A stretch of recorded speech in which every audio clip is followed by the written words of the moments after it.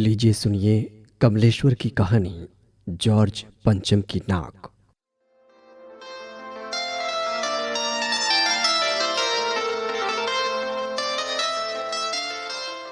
यह बात उस समय की है जब इंग्लैंड की रानी एलिजाबेथ द्वितीय मैं अपने पति के हिंदुस्तान पधारने वाली थी। अखबारों में उनकी चर्चा हो रही थी। रोज लंदन के अखबारों से खबरें आ रही थी कि शाही दौरे के लिए कैसी कैसी तैयारियां हो रही हैं। रानी एलिजाबेथ का दर्जी परेशान था कि हिंदुस्तान, पाकिस्तान और नेपाल के दौरे पर रानी कब क्या पहनेगी। उनका सेक्रेटरी और शायद जासूस भी उनके पहले ही इस महाद्वीप का तूफानी दौरा करने वाला था। आखिर कोई मजाक तो था नहीं। जमाना चूंकि नया था, फौज फाटे के साथ निकलने के दिन बीत चुके थे, इसलिए फोटोग्राफरों की फौज तैयार हो रही थी। इंग्लैंड के अखबारों की कतरने हिंदुस्तानी अखबारों में दूसरे दिन चिपकी नजर आती थी कि रानी ने एक ऐसा हल्के नीले रंग का सूट बनवाया है जिसका रेशमी कपड़ा हिंदुस्तान से मंगाया गया है, कि करीब 400 पाउंड खर्चा उस सूट पर आया है। रानी एलिजाबेथ की जन्मपत्री भी छपी, प्रिंस फिलिप के कारनामे छपे, और तो और उनके नौकरों, बावर्चियों, खानसामों, अंगरक्षकों की पूरी जीवनियां देखने में आईं। शाही महल में रहने और पलने वाले कुत्तों तक की तस्वीरें अखबारों में छप गईं। बड़ी धूम थी, बड़ा शोर शराबा था। शंख इंग्लैंड में बज रहा था, गूंज हिंदुस्तान में आ रही थी। इन खबरों से हिंदुस्तान में सनसनी फैल रही थी। राजधानी में तहलका मचा हुआ था। जो रानी 5,000 रुपए का रेशमी सूट पहनकर पालम के हवाई अड्डे पर उतरेगी, उसके लिए कुछ तो होना ही चाहिए। कुछ क्या, बहुत कुछ होना चाहिए। जिसके बावर्ची पहले महायुद्ध में जान हथेली पर लेकर लड़ चुके हैं, उसकी शान शौकत की क्या कहनी। और वही रानी दिल्ली आ रही है। नई दिल्ली ने अपनी तरफ देखा और बेसाख्ता मुंह से निकल गया, वो आए हमारे घर। खुदा की रहमत, कभी हम उनको, कभी अपने घर को देखते हैं। और देखते देखते नई दिल्ली का काया पलट होने लगा।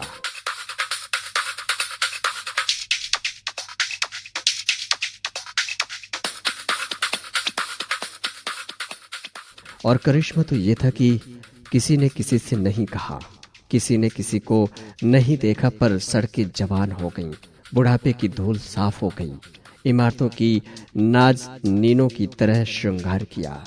लेकिन एक बड़ी मुश्किल पेश थी, वो थी जॉर्ज पंचम की नाक। नई दिल्ली में सब कुछ था, सब कुछ होता जा रहा था, सब कुछ हो जाने की उम्मीद थी, पर जॉर्ज पंचम की नाक बड़ी मुसीबत थी। नई दिल्ली में सब था, सिर्फ नाक नहीं थी। इस नाक की भी एक लंबी दास्तान है। इस नाक के लिए बड़े तहलके मचे थे। किसी वक्त आंदोलन हुए थे, राजनीतिक पार्टियों ने प्रस्ताव पास किए थे, चंदा जमा किया था, कुछ नेताओं ने भाषण भी दिए थे, गर्मा गर्म बहसें भी हुई थीं, अखबारों के पन्ने रंग गए थे। बहस इस बात पर थी कि जॉर्ज पंचम की नाक रहने दी जाए या हटा दी जाए। और जैसा कि हर राजनीतिक आंदोलन में होता है, कुछ पक्ष में थे, कुछ विपक्ष में, और ज्यादातर लोग खामोश थे। खामोश रहने वालों की ताकत दोनों तरफ थी। ये आंदोलन चल रहा था। जॉर्ज पंचम की नाक के लिए हथियार बंद पहरेदार तैनात कर दिए गए थे। क्या मजाल कि कोई उनकी नाक तक पहुंच जाए। हिंदुस्तान में जगह जगह ऐसी नाकें खड़ी थीं, और जिन तक लोगों के हाथ पहुंच गए, उन्हें शानो शौकत के साथ उतारकर अजायब घरों में पहुंचा दिया गया। कहीं कहीं तो शाही लाटों की नाकों के लिए गुरिल्ला युद्ध होता रहा। उसी जमाने में ये हादसा हुआ। इंडिया गेट के सामने वाली जॉर्ज पंचम की लाट की नाक एकाएक गायब हो गई। हथियार बंद पहरेदार अपनी जगह तैनात रहे, गश्त लगती रही, और लाट की नाक चली गई। रानी आए और नाक न हो, एकाएक परेशानी बढ़ी। बड़ी सरगर्मी शुरू हुई। देश के खैर ख्वाहों की एक मीटिंग बुलाई गई और मसला पेश किया गया कि क्या किया जाए। वहां सभी सहमत थे कि अगर यह नाक नहीं है तो हमारी भी नाक नहीं रह जाएगी। उच्च स्तर पर मशवरे हुए, दिमाग खरोचे गए, और ये तय किया गया कि हर हालत में इस नाक का होना बहुत जरूरी है। ये तय होते ही एक मूर्तिकार को हुक्म दिया गया कि वो फौरन दिल्ली में हाजिर हो। मूर्तिकार यूं तो कलाकार था, पर जरा पैसे से लाचार था। आते ही उसने हुक्कामों के चेहरे देखे। अजीब परेशानी थी उन चेहरों पर, कुछ लटके, कुछ उदास और कुछ बदहवास। उनकी हालत देखकर लाचार कलाकार की आंखों में आंसू आ गए।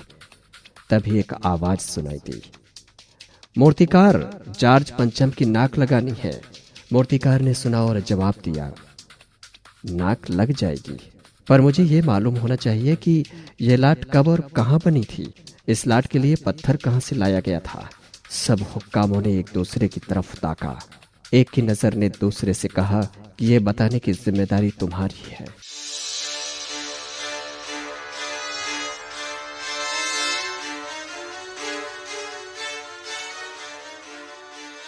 खैर, मसला हल हुआ।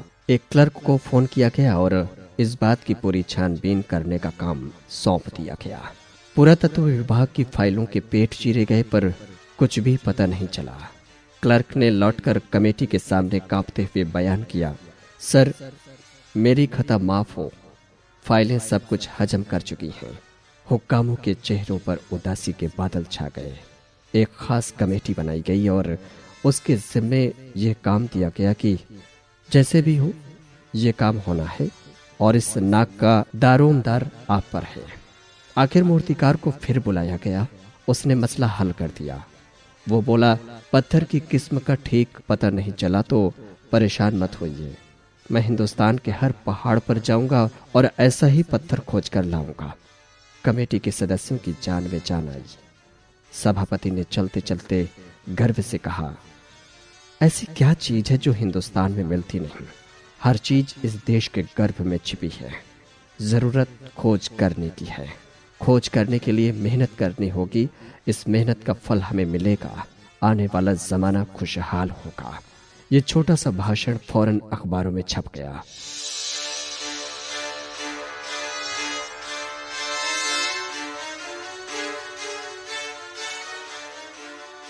मूर्तिकार हिंदुस्तान के पहाड़ी प्रदेशों और पत्थरों की खानों के दौरे पर निकल पड़ा। कुछ दिन बाद वो हताश लौटा। उसके चेहरे पर लानत बरस रही थी। उसने सिर लटकाकर खबर दी, हिंदुस्तान का चप्पा चप्पा खोज डाला, पर इस किस्म का पत्थर कहीं नहीं मिला। ये पत्थर विदेशी है। सभापति ने तैश में आकर कहा, लानत है आपकी अक्ल पर। विदेशों की सारी चीजें हम अपना चुके हैं, दिल, दिमाग, तौर तरीके और रहन सहन। जब हिंदुस्तान में बाल डांस तक मिल जाता है तो पत्थर क्यों नहीं मिल सकता। मूर्तिकार चुप खड़ा था। सहसा उसकी आंखों में चमक आ गई। उसने कहा, एक बात मैं कहना चाहूंगा, लेकिन इस शर्त पर कि यह बात अखबार वालों तक न पहुंचे। सभापति की आंखों में भी चमक आई। चपरासी को हुक्म हुआ और कमरे के सब दरवाजे बंद कर दिए गए। तब मूर्तिकार ने कहा, देश में अपने नेताओं की मूर्तियां भी हैं। अगर इजाजत हो और आप लोग ठीक समझें तो मेरा मतलब है, जिसकी नाक इस लाट पर ठीक बैठे उसे उतार लाया जाए। सबने सबकी तरफ देखा। सबकी आंखों में एक क्षण की बदहवासी के बाद खुशी तैरने लगी। सभापति ने धीमे से कहा, लेकिन बड़ी होशियारी से। और मूर्तिकार फिर देश दौरे पर निकल पड़ा। जॉर्ज पंचम की खोई हुई नाक का नाप उसके पास था। दिल्ली से वो बंबई पहुंचा। दादा भाई नौरोजी, गोखले, तिलक, शिवाजी, कांवस जी, जहांगीर, सबकी नाकें उसने टटोली, नापी और गुजरात की ओर भागा। गांधी जी, सरदार पटेल, विट्ठल भाई पटेल, महादेव देसाई की मूर्तियों को परखा और बंगाल की ओर चला। गुरुदेव रविंद्रनाथ, सुभाष चंद्र बोस, राजा राम मोहन राय आदि को भी देखा। नाप जोख की ओर बिहार की तरफ चला। बिहार होता हुआ उत्तर प्रदेश की ओर आया। चंद्रशेखर आजाद, बिस्मिल, मोतीलाल नेहरू, मदन मोहन मालवीय की लाटों के पास गया। घबराहट में मद्रास भी पहुंचा। सत्यमूर्ति को भी देखा और मैसूर, केरल आदि सभी प्रदेशों का दौरा करता हुआ पंजाब पहुंचा। लाला लाजपत राय और भगत सिंह की लाटों से भी सामना हुआ। आखिर दिल्ली पहुंचा और उसने अपनी मुश्किल बयां की।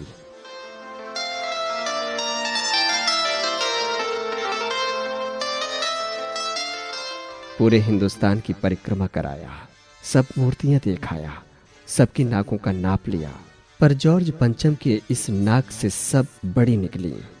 सुनकर सब हताश हो गए और झुंझलाने लगे। मूर्तिकार ने ढांढस बंधाते हुए आगे कहा, सुना है कि बिहार सेक्रेटरिएट के सामने सन 42 में शहीद होने वाले बच्चों की मूर्तियां स्थापित हैं। शायद बच्चों की नाक ही फिट बैठ जाए। ये सोचकर वहां भी पहुंचा, पर उन बच्चों की नाकें भी इससे कहीं बड़ी बैठती हैं। अब बताइए मैं क्या करूं। राजधानी में सब तैयारियां थीं। जॉर्ज पंचम की लाट को मल मल कर नहलाया गया था, रोगन लगाया गया था, सब कुछ हो चुका था, सिर्फ नाक नहीं थी। बात फिर बड़े हुक्कामों तक पहुंची, बड़ी खलबली मची। अगर जॉर्ज पंचम के नाक न लग पाई तो फिर रानी का स्वागत करने का मतलब, ये तो अपनी नाक कटाने वाली बात हुई। लेकिन मूर्तिकार पैसे से लाचार था, यानी हार मारने वाला कलाकार नहीं था। एक हैरत अंगेज ख्याल उसके दिमाग में कौंधा और उसने पहली शर्त दोहराई। जिस कमरे में कमेटी बैठी हुई थी उसके दरवाजे फिर बंद हुए और मूर्तिकार ने अपनी नई योजना पेश की। चूंकि नाक लगना एकदम जरूरी है, इसलिए मेरी राय है कि 40 करोड़ में से कोई एक जिंदा नाक काटकर लगा दी जाए। बात के साथ ही सन्नाटा छा गया। कुछ मिनटों की खामोशी के बाद सभापति ने सबकी तरफ देखा। सबको परेशान देखकर मूर्तिकार कुछ अचकचाया और धीरे से बोला, आप लोग क्यों घबराते हैं? ये काम मेरे ऊपर छोड़ दीजिए। नाक चुनना मेरा काम है, आपकी सिर्फ इजाजत चाहिए। कानाफूसी हुई और मूर्तिकार को इजाजत दे दी गई।